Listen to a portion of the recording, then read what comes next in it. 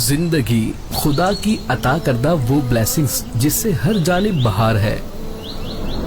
हंसते मुस्कुराते चेहरे, उछलते कूदते हमारे बच्चे, यानी हमारा फ्यूचर अगर अचानक हाथ से जाने लगे तो एक खतरा जहन पर नॉक जरूर करता है। जिंदगी की इस रौनक को कायम रखने के लिए हमें जरूरत होती है ऑक्सीजन की। ऑक्सीजन दरख्तों से हासिल होती है, लेकिन जब किसी दरख्त पर कुल्हाड़ी या आरा चलता है तो ये आरा दरख्त पर ही नहीं, कई इंसानों की सांसों पर चलता है, खुशियों और मुस्कुराहटों पर चलता है।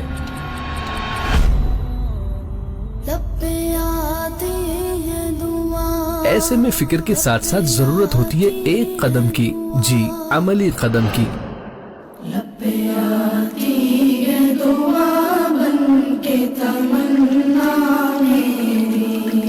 और यही वो कदम है जो हमें हमारी सांसें लौटा सकता है।